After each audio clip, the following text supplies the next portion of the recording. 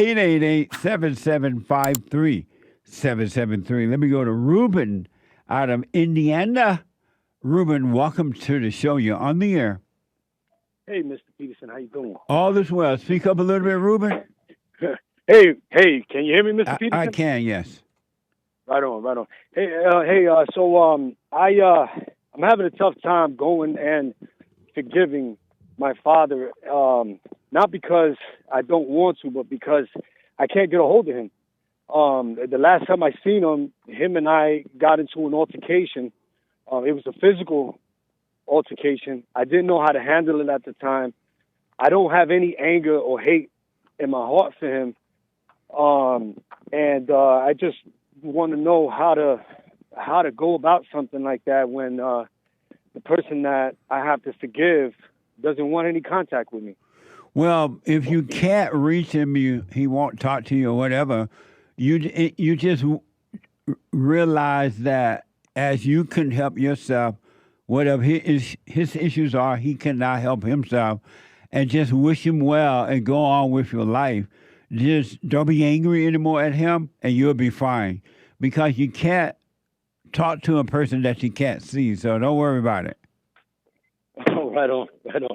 Yeah, man, it's been eating at me, and I tried to reach my grandmother, which I went and forgave her about 17 times just in case. One time is enough.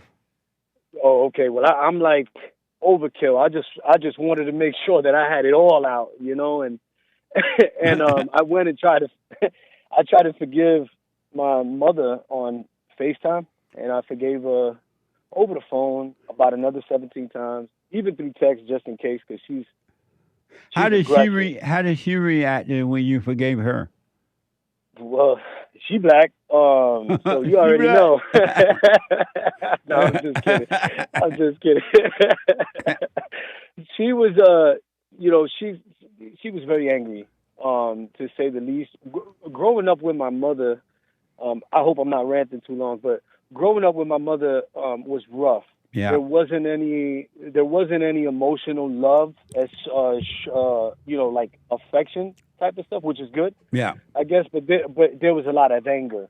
There was a lot of rage. She was also suffering from mental problems, and so I was very close to my father until they split up. At 5 years old, and she kept me away from him. Amazing. He was very close to his mother. So it's deep rooted. Yeah, like, yeah. I should have said this for Bible Thumping Thursday, but they start beating you up with the Bible every time you don't do what they ask. Yeah, amazing. But I say that to No, go ahead. You say that to say what? Well, I say that to kind of paint the picture for you to kind of understand that. Here's what I want you to know then. You got to forgive him. You can't find your father. Forgive him. Just realize he did his best. And stay with this prayer. You're doing the silent prayer? No. What? No. That's amazing. Oh, man. I did it this morning. I promise. I did do it this morning. I haven't done it every day. And why not? Because I thought I was supposed to see more thoughts, and I really didn't see anything. I guess I'm so hard on myself sometimes. It's like I get up in the morning the same time every day. I do what I have to do for my family, and I don't think about it. I don't question it. I just get up and do what I have to do.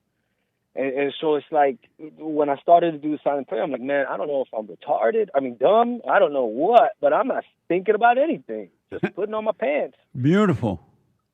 But and that's what you want. You want to be still so that you can be brought out of your imagination. All human beings, until they start to wake up, they're living in their imagination, and they're calling their imagination reality. And they're listening to the imagination, and their imagination is telling them everything they want.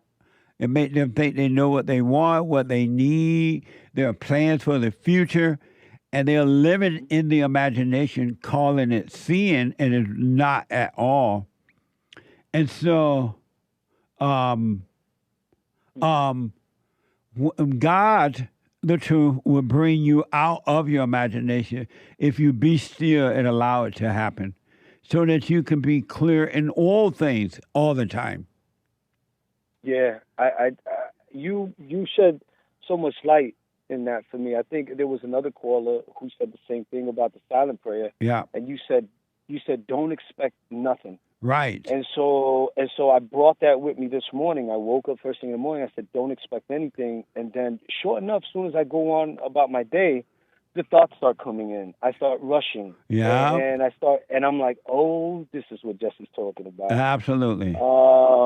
Yeah. So and I was watching The Evil. I think that was one of the assignments. I think last week, Yeah, and I was watching my evil from within, and I think Hake was having a tough time too. He said, with that too. I think I remember what he said on Sunday. He was watching other people's evil, yeah.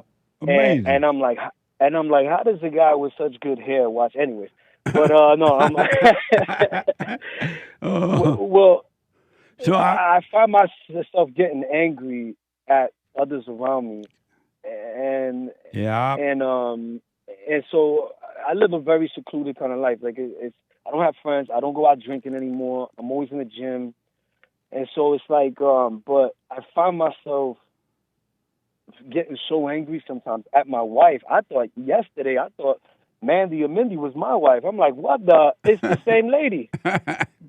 it's definitely the same spirit. But listen, and Yeah. see, the reason that you're falling into anger like that is because you're not aware. So you don't see the thought of judgment coming. You don't see the thought of anger, and then next thing you know, you feel the anger because you didn't catch the thought before you fell into the emotion of anger. And this is hmm why, an example of why you must, if you want to really overcome evil, the imagination, you must start watching those thoughts. And And all you when need you to say, do is watch them. You just need to see them. And it's God who allows you to see them.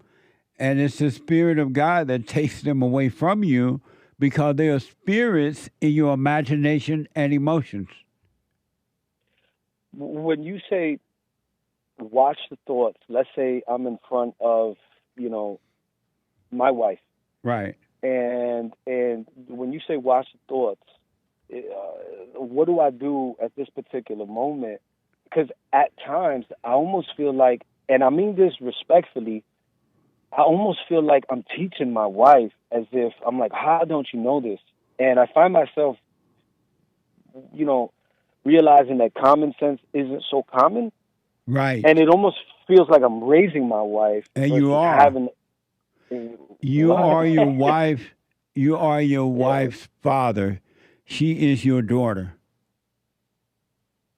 Well, that is that definitely just sabotaged my sex life. Thanks. I don't even want to have sex anymore, Jesse. I don't even want to call today. what the? uh, What a mess. what a mess. I should Ruben, have kept that one away. Yeah. how do you spell your name? Ruben. I think Hake knows me as Jonathan. I'm a part of the Facebook club over there with him. Oh, okay. I thought it was, Yeah. they spelled it Rubin, but it's En. Okay. But you Yeah. are your wife. Your wife is your daughter. You are her father. And and by you now living in the light, you will guide her. She should be working on herself and not rely on you, but you would guide her into the light if you want to follow. I got to wrap my head around the father and daughter thing. I'm gonna be honest with you. Yeah, I am I am reading your book from Rage to Responsibility, nice. and when I start reading some of your like the stuff that you went through and some of the knowledge that you have and stuff like that. Like sometimes I find myself putting the book down and letting it soak in, Right and on. Yeah. I think this is just one of those things that I got to let soak in. It will it Yeah. will be made clear to you if you stay with it. The Father in you will make it all things clear to you. Yeah. Is she Yeah. working on herself? She, I don't. I think she is. I think she's trying. I realized she didn't have a father, Yeah. and there was so many things that I knew, and I would get aggressive and angry about. And then there were so many things that you should like. I'm not going to go on that rant, but she didn't have a father growing up. She didn't even have a stepfather growing up. Her mother, my mother-in-law, had 3 different fathers, and so my wife. I realized this last week in like a heated debate or an argument, whatever you want to call it. And I told her, I said, you never had a man to look up to, so you have no idea what it's like. Yeah. How many times, we have to lead in first, and then our emotions come second. Right on. And I think I was a little harder on her, but then I started watching the evil. And so I have some good and bad from the week of watching my evil. I also have some bad. And so with that being said, yeah, she is working on herself. The first time she watched a video of yours, Jesse, when I tell you, her eyes popped out of her skull. It looked like a movie from The Exorcist. When the girl started moving, like her head started spinning, she was so angry and rage. Yeah. You're listening to this idiot. He don't know what it's like to be this and that. And I'm just like, man, I don't know. This guy is hitting something, and he's hitting it on the head. And this was like this is the first time it was, and I set my wife up in a position because I didn't know how long the marriage was going to last, and it's been kind of rocky sometimes. You have children with her? I do. How old are they? Oh, you about to beat me up. 15, 10, and 7. Nice. Yeah. And when you work, you stay with. Make sure you do what you want, but I highly recommend that you start doing the silent prayer now, because you've God forgiven. You've forgiven your father, realize, even though you can't find him.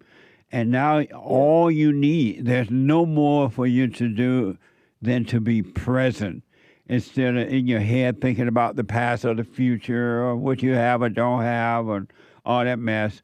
If you just stay present, God, the kingdom of heaven, eternal life, is always right with you all the time. And you got to stay present so you can be guided by that. But if you don't do it and learn to be still, you're going to be in your imagination, and that's when nothing but hell is in the imagination. And God will bring you out of the darkness if you stay with the prayer. Yeah, I'm introducing it to my kids as well. Right on. My son is really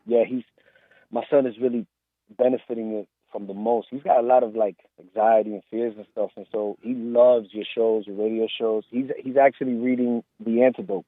Right so on. So when he gets done with that, I'll be reading that one. Well, tell him to make sure that he's not angry, to forgive his mother, and forgive you for not protecting him from his mother. And he's 15, so encourage him to start. Don't force it, but encourage him to start doing the silent prayer. Yeah, Right. That's Mr. Peterson. I'm humbled by the phone call. Thank you, and thank you, man.